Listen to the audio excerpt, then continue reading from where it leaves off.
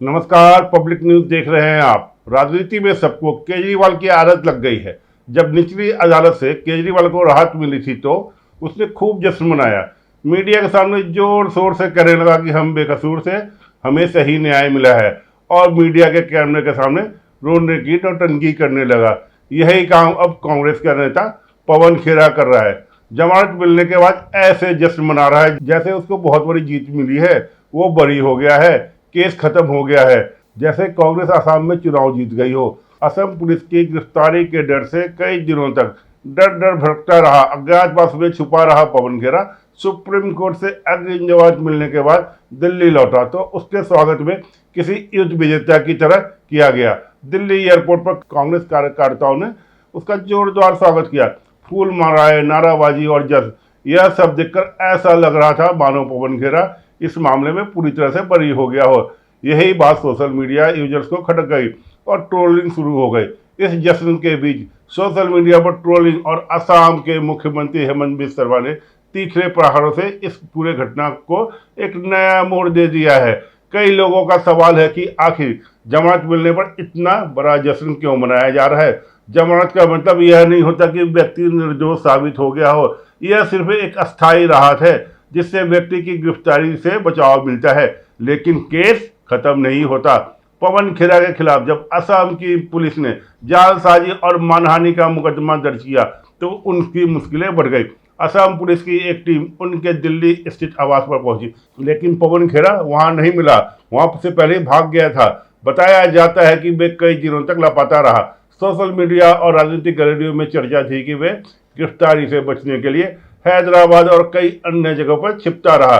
High court, supreme court से गुहार लगाता रहा कि मैं माई बाप, मुझे बचा लो, मुझे आसाम नहीं जाना है। अगर मैं आसाम गया तो हेमंत बिस्वा शर्मा मुझे छोड़ेगा नहीं। लेकिन जैसे ही सुप्रीम कोर्ट ने उसे अग्रिम जमानत प्रदान किया, पवन खेरा सार्वजनिक रूप से सामने आया। दिल्ली एयरपोर्ट पर कांग्रेस कार्यकर्ताओं ने फूल मालाओं, ढोल नगाड़ों और नारों के साथ उसका स्वागत किया। पवन खेरा अब इसे लोकतंत्र की जीत बता रहा है और संविधान की विजय बता रहा है। खेरा ने कहा कि जब भी सरकार किसी भी साधारण नागरिक या विपक्षी कार्यकर्ताओं के अधिकार का हनन करती है तो बाबा साहब अम्बेडकर का संविधान उसकी रक्षा के लिए ढाल बनकर खड़ा हो जाता है। वही जनता ने पवन खेरा को सोशल मीडिया पर जमकर ट्रोल किया। कई यूजर्स ने लिखा, भैया जमानत मिली है, केस खत्म नहीं हुआ है, जस्ट ऐसे मना रहे हो जैसे असम का ही चुनाव जीती हो। कुछ ने उनके बेतरबी लुक, दाढ़ी पर तंज कसते हुए कहा कि गिरफ्तारी के डर से शायद सेविंग करना ही भूल गया। यह पूरा कानूनी विवाद 5 अप्रैल 2023 को एक प्रेस कॉन्फ्रेंस में शुरू हुआ, जब पवन खेरा ने दिल्ली और गुवाहाटी में आरोप लगाया था कि असम की मुख्यमंत्री हेमंत बिस्वा शर्मा की पत्नी रिंकी भुइया शर्मा के पास 3 विदेशी पासपोर्ट है। उनकी अमेरिका में 500 करोड़ रुपए की एक बेवानी संपत्ति है। इन आरोपों को रिंकी भुइया शर्मा ने पूरी तरह से झूठा और आधारहीन बताया। उन्होंने पवन खेरा के खिलाफ गुवाहाटी में एफआईआर दर्ज करवाई, जिसमें उस पर फर्जी दस्तावेज के जरिए एक महिला की छवि खराब करने और जालसाजी का आरोप लगाया गया। हेमंत बिस्वा शर्मा ने इसे केवल एक राजनीतिक हमला नहीं बल्कि एक महिला की गरिमा पर प्रहार बताया। इसी बीच कांग्रेस पार्टी लगातार इसे राजनीतिक प्रतिशोध करार देती रही। पार्टी नेताओं का कहना था कि केंद्र सरकार विपक्षी नेताओं को दबाने के लिए एजेंसियों का इस्तेमाल कर रही है, लेकिन दूसरी तरफ भाजपा और असम सरकार का रुख सख्त बना रहा। हेमंत बिस्वा शर्मा ने खुलकर कहा कि अगर किसी ने झूठे दस्तावेजों के आधार पर किसी की छवि खराब करने की कोशिश की है तो उसे कानून का सामना करना पड़ेगा। वहीं सुप्रीम कोर्ट में सुनवाई के बाद कांग्रेस नेता जयराम रमेश और अभिषेक मनु सिंघवी ने प्रेस कॉन्फ्रेंस कर असम सरकार पर हमला बोला। उन्होंने दावा किया कि कोर्ट ने मुख्यमंत्री के आचरण पर सवाल उठाए हैं और हेमंत बिस्वा शर्मा को इस पर खेद व्यक्त करना चाहिए। हालांकि मुख्यमंत्री हेमंत बिस्वा शर्मा ने इन मांगों को सिरे से खारिज कर दिया। उन्होंने अभिषेक मनु सिंघवी को करारा जवाब देते हुए कहा कि मुझे किसी से लोकतंत्र की सबक सीखने की जरूरत नहीं है। असली मुद्दा एक महिला की छवि को राष्ट्रीय स्तर पर उछालना है, जिसे राजनीति से कोई लेना देना नहीं है। यह लुक्का छिपी का खेल अब खत्म होगा।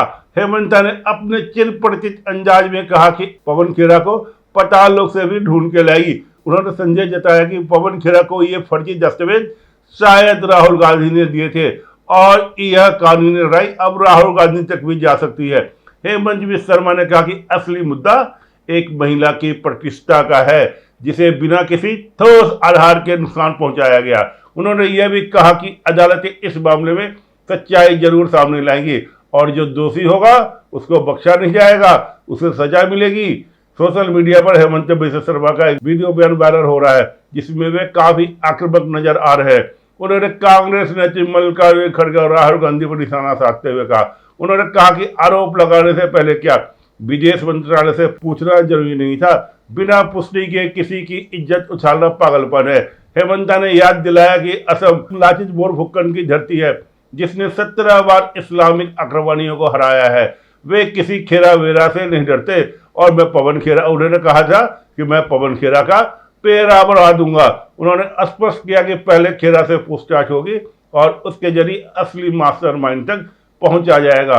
उनका इशारा साफ तौर पर गांधी परिवार की ओर था। पवन खेरा को मिली राहत केवल अस्थायी कानूनी सुरक्षा है। भारतीय कानून में अग्रिम जमानत का मतलब यह कतई नहीं है कि व्यक्ति निर्दोष साबित हो गया हो। इसका अर्थ केवल इतना है कि जांच के दौरान व्यक्ति को सलाखों के पीछे नहीं भेजा जाएगा। यदि वह जांच में सहयोग करता है तो मुख्य सवाल जो अभी भी बरकरार है, क्या पवन खेरा द्वारा दिखाए गए 500 करोड़ की कंपनी और 3 पासपोर्ट के दस्तावेज असली है? यदि भी फर्जी पाए जाते हैं तो खेरा पर जालसाजी फौर्जरी के तहत गंभीर कार्रवाई हो सकती है। क्या कांग्रेस इन आरोपों के जरिए असम के चुनाव में राष्ट्रीय स्तर पर हेमंत बिस्वा शर्मा की छवि को नुकसान पहुंचाना चाहती थी? क्या अदालतों का उपयोग राजनीतिक ढाल के रूप में किया जा रहा है? पवन खेरा के लिए अग्रिम जमानत एक व्यक्तिगत राहत जरूर हो सकती है, लेकिन कांग्रेस का इस लोकतंत्र की जीत के रूप में प्रयोग करना थोड़ा जल्दबाजी भर लगता है। दूसरी ओर हेमंत बिस्वा शर्मा ने इस मामले को असमिया अस्मिता और एक महिला के सम्मान से जोड़कर कांग्रेस के लिए एक मुश्किल जाल बुन दिया है। इस पूरे मामले में सबसे अहम बात यह है कि केस अभी खत्म नहीं हुआ है। पवन खेरा को सिर्फ अग्रिम जमानत मिली है, यानी उन्हें फिलहाल गिरफ्तारी से राहत मिली है, लेकिन उनके खिलाफ दर्ज मामले की सुनवाई जारी रहेगी और अंतिम फैसला तो अदालत ही करेगी। कानूनी लड़ाई अब लंबी खींचेगी और देखना दिलचस्प होगा कि क्या कांग्रेस अपने आरोपों को अदालत में साबित कर पाती है या नहीं, या फिर यह जज आने वाले समय में एक कानूनी दुश्मन में बदल जाएगा। जैसे कि हेमंत ने कहा, अदालतें जल्द या बाद में संज्ञान लेगी और झूठे दस्तावेज का इस्तेमाल करने वालों को सजा जरूर मिलेगी। पवन खेरा का मामला अब केवल मानहानि का नहीं है, बल्कि दस्तावेज जालसाजी की जांच का विषय बन चुका है। फिलहाल दिल्ली एयरपोर्ट का जज भले ही कांग्रेस का मनोबल बढ़ा रहा हो, लेकिन गुवाहाटी की अदालतें में चल रहे मुकदमा उनके लिए असली परीक्षा साबित होगी। धन्यवाद, मिलते हैं अगले वीडियो में, तब तक जुड़े रहिए हमारे साथ। ताज़ा खबरों से जुड़े रहने के लिए हमारे चैनल को सब्सक्राइब करें और बेल आइकन को दबाना ना भूलें ताकि हर खबर की नोटिफिकेशन आपको मिलती रहे।